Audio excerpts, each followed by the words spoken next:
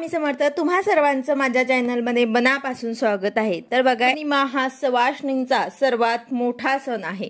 अगदी प्रत्येक सवाष्ण स्त्री हा सण साजरा करत असते। आपल्या पतीच्या दीर्घायुष्यासाठी व आपल्या सुख समृद्धी ऐश्वर्य प्राप्त व्हावं यासाठी सर्वच महिला हा व्रत करत असतात। पण बऱ्याच वेळेला काय होतं की वटपौर्णिमा आली की नेमकं आपल्या घरात सुतक येतं किंवा मासिक धर्म असतो किंवा मग गर्भवती स्त्री असली तर मग काय करावं? पौर्णिमा पूजा करावी का? उपवास करावा का? सुतक विटाळ असेल तर मग काय करावं? वडाच्या झाडाला प्रदक्षिणा घालावी का? हे सर्व प्रश्न आपल्याला येत असतात। तर याबद्दलची संपूर्ण माहिती मी तुम्हाला आजच्या व्हिडिओमध्ये सांगणार आहे। व्हिडिओ पूर्ण बघा जेणेकरून तुम्हाला संपूर्ण माहिती मिळेल। जर तुम्ही चॅनलवर नवीन असाल तर चॅनलला सबस्क्राइब करायला मात्र विसरू नका आणि व्हिडिओला लाईक करायला मात्र विसरू नका। तर बघा, कोणी गर्भवती महिला असेल तर त्यांनी काय करावं?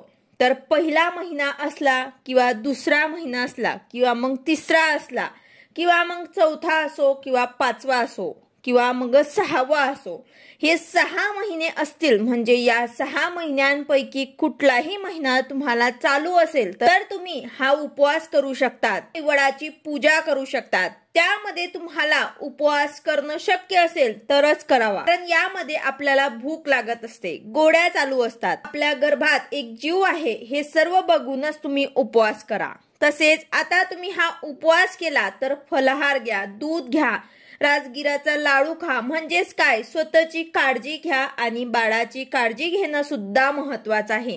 तुम्ही थोडं खाऊन सुद्धा हा उपवास दिवसभर किंवा तुमच्याकडे जे पद्धत असेल उपवासाची त्या पद्धतीने तुम्ही करू शकतात। तर अशा प्रकारे 1 ते 6 महिन्यांपर्यंत जर तुम्हाला कुठलाही महिना असेल तर तुम्ही वडाची पूजा करू शकतात। त्याचबरोबर तुम्हाला जमेल तरच तुम्हाला उपवास करायचा आहे।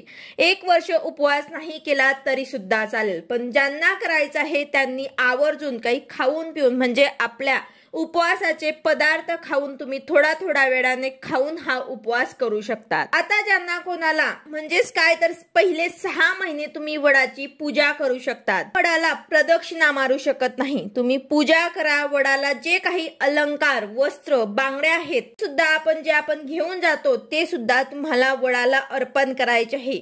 नंतर जो आपण धागा पांढरा घेऊन जातो तो आपण प्रदक्षिणा मारताना वडाला गुंडाळतो। तर गर्भवती महिलांनी प्रदक्षिणा घालायच्या नाही, तर त्या धाग्याला तिथेच बांधून खाली सोडून द्यायचं आहे। एकाच जागेवरती तुम्हाला बांधून तिथेच खाली सोडून द्यायचं आहे, नमस्कार करायचा आहे, प्रार्थना करायची आहे, पण तुम्हाला प्रदक्षिणा मारायची नाही, हे लक्षात घ्या। तर अशा प्रकारे तुम्ही साध्या आणि सोप्या पद्धतीने वडाची पूजा करू शकतात, पण तुम्हाला प्रदक्षिणा चुकूनही मारायची नाही। आता ज्यांना कोणाला 7वा महिना 8वा महिना किंवा मग 9वा महिना असेल त्यांनी काय करायचं? तर त्यांनी वडाच्या झाडाची पूजा करायची नाही, कारण त्यांना विटाळ लागलेला असतो। तसेच जर तुम्हाला उपवास करायचा असेल, जमत असेल तरच तुम्ही करा, नाहीतर या महिन्यांमध्ये बाळाची वाढ होत असते, त्यामुळे स्वतःची काळजी घेणं महत्वाचं आहे।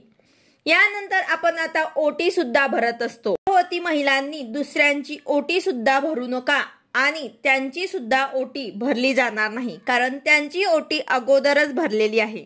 तर अशा प्रकारे गर्भवती महिलांनी फक्त पूजा करायची आहे। त्याचबरोबर आपण वडाची सुद्धा आपण ओटी भरत असतो, तर ते सुद्धा तुम्हाला तिथे भरायची नाही। तर अशा प्रकारे गर्भवती महिलांनी ह्या काही नियमांचं पालन करूनच तुम्हाला उपवास करायचा आहे, पूजा करायची आहे। आता यानंतर मासिक विटाळ असेल, सुतक असेल तर मग काय करावं? तर अशा वेळेस तुम्ही पूजा करू शकत नाही, पण उपवास मात्र तुम्ही करू शकतात। ज्या महिलांना मासिक पाळी सुरू असेल त्यांनी वडाच्या झाडाची पूजा अजिबात करू नये। तसेच वट सावित्रीचे कोणतीही पूजा न करता फक्त उपवास करावा। तर हा सगळ्यात महत्वाचा नियम आहे आणि आपल्या पतीचं औक्षण सुद्धा या दिवशी करू नये। तर हा एक महत्वाचा नियम महिलांनी जरूर पाळावा, तरच तुम्हाला व्रताचं पुण्य आणि पूर्ण फळ मिळेल। यानंतर तुम्ही पूजा करायला जा किंवा मग घरी पूजा करा, पण तुम्हाला या दिवशी वट सावित्रीची कथा जरूर ऐकायची आहे, जेणेकरून वट सावित्रीची कथा नेमकी काय आहे, सावित्रीचे सत्यवानाचे प्राण कसे परत आणले, तर हे सर्व आपल्याला कळत असते। तर या दिवशी वटसावित्रीची कथा ऐकणं खूप पुण्याचं काम आहे। तर प्रत्येक सौभाग्यवती महिलेने या दिवशी वटसावित्रीची कथा जरूर ऐका। ज्यांना मासिक पाळी आहे, सूतक आहे, ज्या गर्भवती आहेत, त्यांनी सुद्धा घरच्या घरी मोबाईलवर वटसावित्रीची कथा ऐकली तरी सुद्धा चालेल। किंवा मग तुम्ही सार्वजनिक ठिकाणी एखादी महिला जर वटसावित्री कथा वाचत असेल तर मग बाकीच्यांनी ऐकली तरी सुद्धा चालेल। प्रत्येकीने वाचलीच पाहिजे असं काही नाही, पण प्रत्येक सौभाग्यवती महिलेच्या कानावर या दिवशी वटसावित्रीची कथा आलीच पाहिजे। अशा प्रकारे तुम्हाला सुद्धा वटसावित्रीची कथा जी आहे ते आवर्जून ऐकायची आहे। यानंतर आता आपण वडाच्या झाडाची ओटी भरत असतो, तर त्या ओटीचे काय करावे, त्या सामानाचे काय करावे, तर बघा सर्व पूजा झाल्यानंतर ती ओटी तुम्हाला तिथून उचलून घ्यायची आहे। जवळपास एखाद्या स्त्रीला, गरीब गरजू स्त्रीला ती ओटी द्यावी।